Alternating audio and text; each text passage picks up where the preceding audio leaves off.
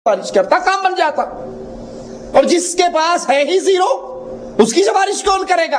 اور جو شرک کرتا ہے قیامت کے دن اس کے نامہ اعمال کے اندر کوئی نیکی باقی نہیں رہے گی۔ لہذا مشرک کی سفارش، قبر پہ سجدہ کرنے والا، قبر پوجنے والا، قبر کا طواف کرنے والا، قبر پہ نذر و نیاز دینے والا، قبر پر پیر صاحب کی قبر کی مٹی چاٹ کر شفا کی امیدیں لگانے والا، وہاں کے کڑے پہن کر، انگوٹھیاں اور پتھر،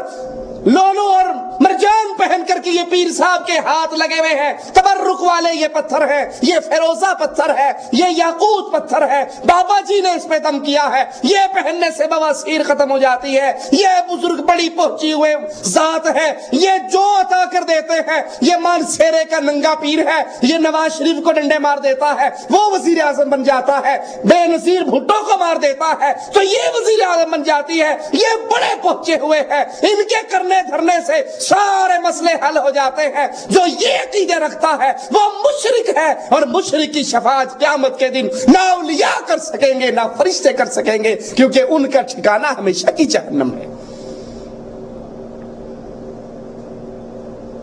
یہاں تو یہ عقیدے ہیں کہ ان سب کے اختیار میں قرآن، امام کائنات، امام اعظم، قائد اعظم محمد الرسول اللہ صلی اللہ علیہ وسلم کے بارے میں ایک بات کہتا ہے۔ بس یہی بات کہہ کر اپنی بات کو ختم کرتا ہوں۔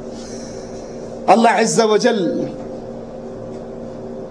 کہ قرآن حکیم کی آیت میں غور کیجئے اور پھر سوچئے، جب نبی کا مقام اللہ کی شریعت میں، اللہ کے فرامین کے مقابلے پہ یہ ہے، تو اس شریعت میں کوئی اور دم کیسے مار سکتا ہے؟ وَلَوْ تَقَوَّلَ عَلَيْنَا بَعْدَ الْأَقَاوِيلِ لَأَخَذْنَا مِنْهُ بِالْيَمِينِ ثُمَّ لَقَطَعْنَا مِنْهُ الْوَتِينَ فَمَا مِنْكُمْ مِنْ أَحَدٍ عَنْهُ حَاجِزِينَ۔ اگر یہ رسول علیہ السلام کوئی بات اللہ کی شریعت میں اپنے پاس سے کہیں، اللہ کے ذمے کوئی بات لگائیں، اپنی مرضی اپنی خواہش سے کچھ کہیں، اللہ کے ذمے لگائیں، نتیجہ کیا نکلے گا؟ لَأَخَذْنَا مِنْهُ بِالْيَمِينَ، ہم ان کو دائیں ہاتھ سے پکڑ لیں، ہم ان کو دائیں ہاتھ سے پکڑ لیں، پھر ان کی شہرگ کو کاٹ ڈالیں، تم میں سے کوئی اپنے نبی کو چھڑا بھی نہ سکے۔ یہ اللہ کی شریعت ہے، یہ اللہ کا دین ہے، یہ اللہ کی توحید ہے، اس کی نگہبانی اللہ کے ذمے ہے۔ بتائیے، جب اللہ کے نبی اپنے پاس سے اللہ کی شریعت میں کوئی اضافہ نہیں کر سکتے، اللہ کے ذمے کچھ نہیں لگا سکتے، بلکہ وہ بھی پابند ہیں اللہ کی طرف سے اتاری گئی وحی کے، تو پھر کوئی اور پیر بابا بزرگ وہ کیسے اس اختیار کے اوپر براجمان ہو سکتا ہے کہ جو وہ کہتا جائے، جو اس کی زبان سے نکلتا جائے؟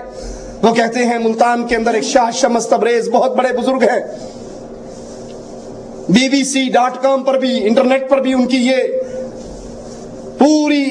زندگی اور سیرت پہ ایک فلم موجود ہے۔ ان کو بھوک لگی، کسی قصائی نے گوشت کا ٹکڑا دے دیا، وہ ایک ہوٹل والے کے پاس گئے، پکا کر دے دو، دوسرے کے پاس گئے، تیسرے کے پاس گئے، پرانے حال برے حال کپڑوں میں، تو ہر کسی نے دھتکار دیا، کسی نے بات نہیں مانی۔ بالآخر جب غیظ و غضب میں آئے، ان کا نام تھا شمس، اور جو اوپر سورج ہے اس کا نام بھی شمس ہے، تو غضب میں آ کر کہنے لگے، تو بھی شمس ہے اور میں بھی شمس ہوں، ذرا نیچے آ، یہ دنیا والے پکا کر نہیں دیتے، تو ہی کوئی حیا کر لے، خیال کر لے۔ سورج سوا نیزے پہ آ گیا اور انہوں نے گوشت کا ٹکڑا آگے کیا، اور وہ سورج اس گوشت کو بھون کر واپس چلا گیا۔ نیچے بیٹھے والے سبحان اللہ سبحان اللہ، کیا کرامت ہے ہمارے بزرگوں کی، کیا مختار کل ہے ہمارے بزرگ، ان کا کنٹرول تو سورجوں پہ بھی چلتا ہے۔ کوئی ان عقل کے اندھوں سے پوچھے